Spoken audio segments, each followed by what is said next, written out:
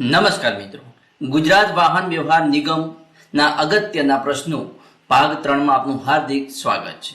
મિત્રો જોઈએ પ્રશ્ન નંબર 21 કે મોટર વ્હીકલ એક્ટ 1988 ની કઈ કલમ હેઠળ કંડક્ટર લાયસન્સની જોગવાઈ છે?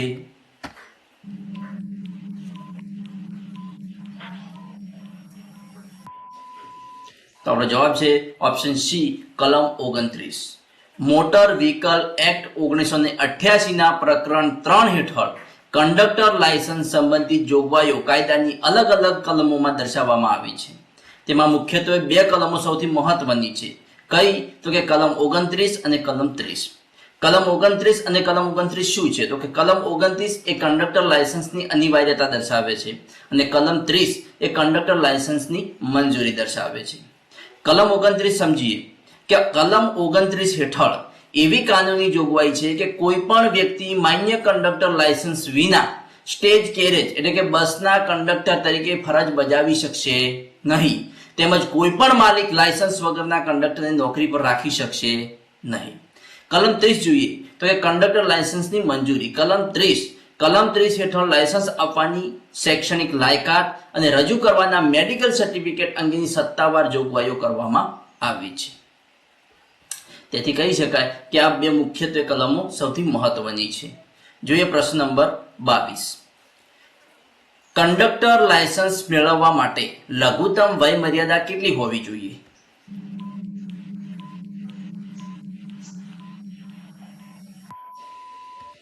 જવાબ રહેશે ઓપ્શન બી, 18 વર્ષ। અરજી કરનારની ઉંમર ઓછામાં ઓછી 18 વર્ષ હોવી ફરજિયાત છે। ઉમેદવાર ઓછામાં ઓછું ધોરણ 10 પાસ એટલે કે એસએસસી પાસ હોવો જોઈએ। અરજી કરનાર શારીરિક અને માનસિક રીતે સક્ષમ હોવો જોઈએ, જેના માટે સરકારી ડોક્ટરનું મેડિકલ સર્ટિફિકેટ રજૂ કરવાનું રહે છે। જોઈએ પ્રશ્ન નંબર 23। કંડક્ટર લાયસન્સ મેળવવા માટે કયું સર્ટિફિકેટ અનિવાર્ય છે?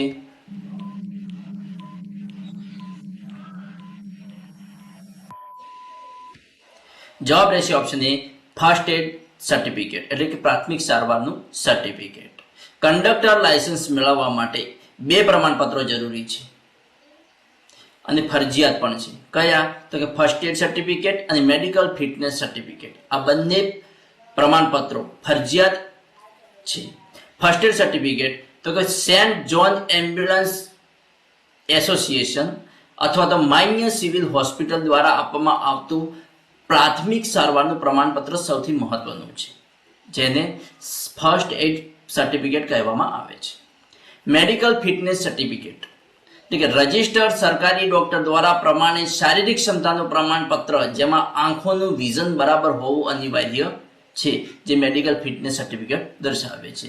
એટલે કહી શકાય કે આ બંને સર્ટિફિકેટો, બંને પ્રમાણપત્રો સૌથી વધુ અનિવાર્ય અને ફરજિયાત છે। નેક્સ્ટ પ્રશ્ન નંબર 24। ફર્સ્ટ એડ સર્ટિફિકેટ કઈ સંસ્થા દ્વારા આપવામાં આવે છે?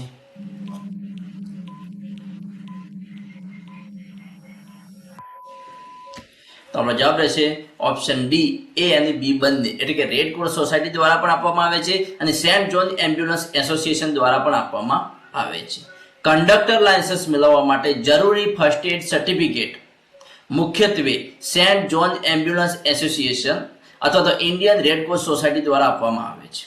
આ બંને વિશે જોઈએ। પહેલા જોઈએ ઇન્ડિયન રેડ ક્રોસ સોસાયટી, કે ગુજરાતમાં કંડક્ટરની ભરતી અને લાયસન્સ માટે તાલીમ મેળવવા માટે ઉમેદવારોએ પોતાના જિલ્લામાં આવેલી ઇન્ડિયન રેડ ક્રોસ સોસાયટીની બ્રાન્ચનો સંપર્ક કરવાનો રહે છે અને આ સંસ્થા દ્વારા નિયત દિવસોની પ્રાથમિક સારવારની તાલીમ આપ્યા બાદ સત્તાવાર પ્રમાણપત્ર આપવામાં આવે છે। કયું? First aid certificate. બીજું જોઈએ કે સેન્ટ જોન એમ્બ્યુલન્સ એસોસિએશન, કે મોટર વાહન અધિનિયમ અનુસાર કંડક્ટર લાયસન્સની અરજીમાં આ સંસ્થાનું એડલ્ટ ફર્સ્ટ એડ સર્ટિફિકેટ સત્તાવાર રીતે માન્ય ગણવામાં આવે છે। જોઈએ પ્રશ્ન નંબર 25। કંડક્ટરની મુખ્ય ફરજ કઈ છે?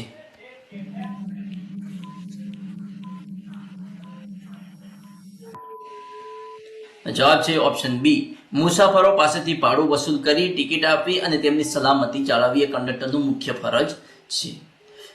મિત્રો, કંડક્ટરની મુખ્ય ફરજ બસમાં મુસાફરી કરતા તમામ મુસાફરો પાસેથી નિયત ભાડું વસૂલ કરી તેમને સાચી ટિકિટ આપી અને સલામત મુસાફરી કરાવી એ કંડક્ટરનું મુખ્ય ફરજ છે. મોટર વાહન અધિનિયમ અને એસટી નિગમના નિયમો અનુસાર કંડક્ટરની અન્ય મહત્વની ફરજો પણ છે. કઈ? તો કે ટિકિટ અને ભાડું. દરેક મુસાફર પાસેથી સાચું ભાડું મેળવીને ઈ ટિકિટ મશીન અથવા તો મેન્યુઅલ ટિકિટ આપવી. બીજું છે કે મુસાફરો બસમાં બરાબર ચડી કે ઉતરી જાય તે પછી જ ડ્રાઈવરને સીટી મારીને અથવા તો બેલ વગાડીને બસ આગળ વધારવાનો સંકેત આપવો. ત્રીજું છે કે મુસાફરોની સલામતીનું ધ્યાન રાખવું અને ચાલુ બસે કોઈને ચડવા કે ઉતરવા ન દેવા. ચોથું કે મુસાફરોના સામાનનું વજન કરી નિયમ મુજબ લગેજ ટિકિટ આપવી અને તેની સલામતી સુનિશ્ચિત કરવી. પાંચમું કે મહિલાઓ, સિનિયર સિટીઝન અને દિવ્યાંગો માટે અનામત રાખેલી બેઠકો તેમને આપવામાં મદદ કરવી. ચોથું કે મુસાફરો સાથે વિવેકપૂર્ણ અને નમ્રતાપૂર્વક વર્તન કરવું તેમજ મુસાફરી દરમિયાન કોઈ મુશ્કેલી પડે તો માર્ગદર્શન આપવું એ કંડક્ટરની મુખ્ય ફરજો હોય છે. જોઈએ પ્રશ્ન નંબર 26. મુસાફરી દરમિયાન જો કોઈ મુસાફર ટિકિટ વિના પકડાય તો મોટર વ્હીકલ એક્ટની કઈ કલમ હેઠળ ગુનો બને છે?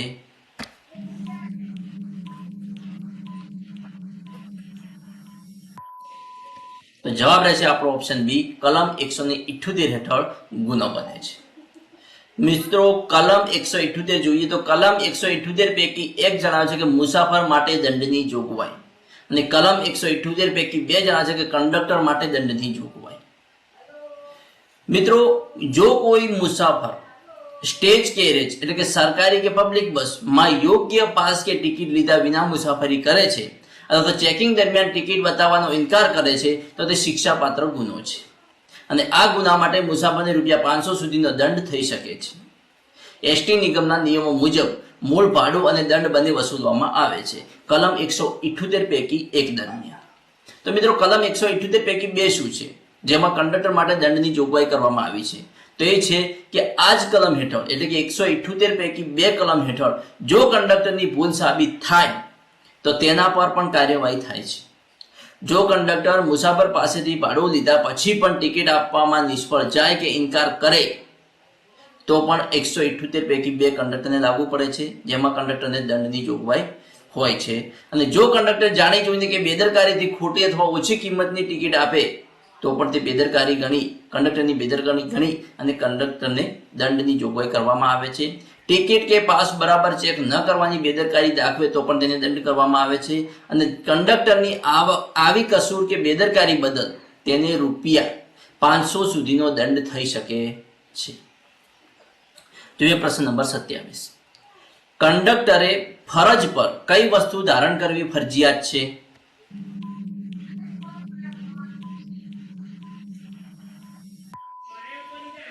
તો જવાબ રહેશે ઓપ્શન એ, યુનિફોર્મ અને નેમ પ્લેટ જે બેજ કહેવામાં આવે છે તે વસ્તુ ધારણ કરવી ફરજિયાત છે.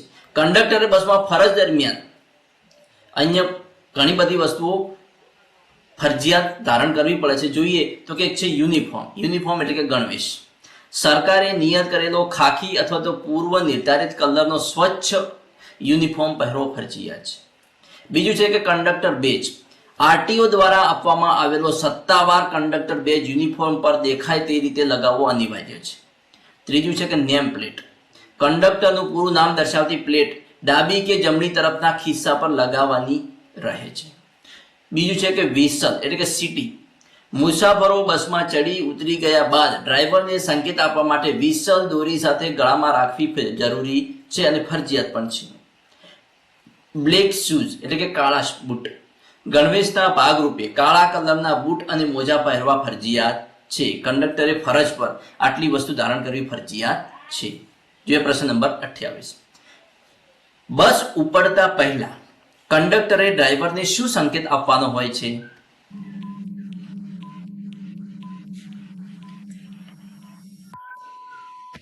તો આપણો જવાબ રહેશે ઓપ્શન બી, બે વિસલ એટલે કે બે સીટી મારવાનો હોય છે.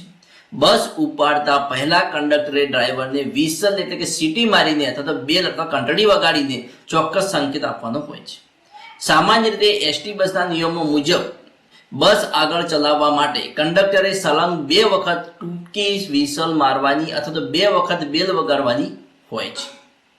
આ સંકેતનો અર્થ એ થાય છે કે બધા મુસાફરો બરાબર ચડી ગયા છે અને બસ જવા માટે સલામત છે. પ્રશ્ન નંબર 29, ચાલુ બસે કંડક્ટરે બસ થોભાવવા માટે કેટલી સીટી મારવી પડે?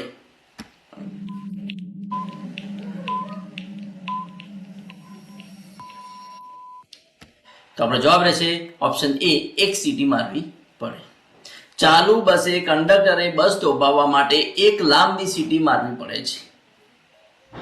કંડક્ટર અને ડ્રાઈવર વચ્ચે સીટી મારવાના મુખ્ય નિયમો જોઈએ તો 1 લાંબી સીટી બસ ઊભી રાખવા માટે અને 2 ટૂંકી સીટી બસ આગળ ઉપાડવા માટે અને 3 કે તેથી વધુ સીટી કટોકટીના સમય અથવા તાત્કાલિક બસ રોકવા માટે, ઇમરજન્સી સ્ટોપ માટે 3 કે તેથી વધુ સીટી મારવી પડે છે.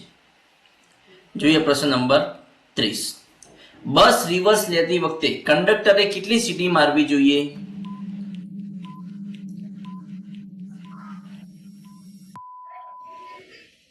તો જવાબ રહેશે ઓપ્શન ડી, કટકે કટકે ડબલ સીટી એટલે કે ટૂંકી સીટી મારવી જોઈએ. બસ રિવર્સ લેતી વખતે કંડક્ટરે ડ્રાઈવરને સતત ટૂંકી સીટી મારવાની હોય છે. જ્યાં સુધી બસ પૂરેપૂરી રિવર્સ ન થઈ જાય ત્યાં સુધી કંડક્ટર બસની પાછળ ઊભા રહીને રસ્તાનું ધ્યાન રાખે છે અને ટૂંક ટૂંક એવી સતત સીટી મારીને ડ્રાઈવરને ગાડી પાછળ લેવાનો સંકેત આપે છે. પરંતુ રિવર્સ લેતી વખતે જો બસને થોભાવી હોય ત્યારે નિયમ બદલાઈ જાય છે મિત્રો. રિવર્સ લેતી વખતે જો બસને થોભાવવાની થાય ત્યારે નિયમ બદલાઈ જાય છે. બસ રિવર્સ લેવા માટે સતત ટૂંકી સીટી મારવી પડે છે, જ્યારે રિવર્સ લેતી વખતે બસ રોકવા માટે કંડક્ટરે 1 લાંબી સીટી મારવાની હોય છે, જેથી ડ્રાઈવર તરત જ બ્રેક લગાવી દે છે. એસટી નિગમની જોગવાઈ મુજબ બસ રિવર્સ લેતી વખતે કંડક્ટરે ક્યારેય બસની અંદર બેસવાનું નથી હોતું. તેમણે ફરજિયાત નીચે ઉતરીને અથવા તો પાછળના દરવાજે ઉભા રહીને ડ્રાઈવરને આ સંકેત આપવાના રહે છે. તો મિત્રો, આજના ટોપ 10 પ્રશ્નો અહીંયા પૂર્ણ કરીએ છીએ. નેક્સ્ટ પ્રશ્નો જોવા મારી ચેનલને સબસ્ક્રાઇબ કરવાનું અને તમારા મિત્રો સાથે લિંક શેર કરવાનું ના ભૂલતા. Thanks for watching my video.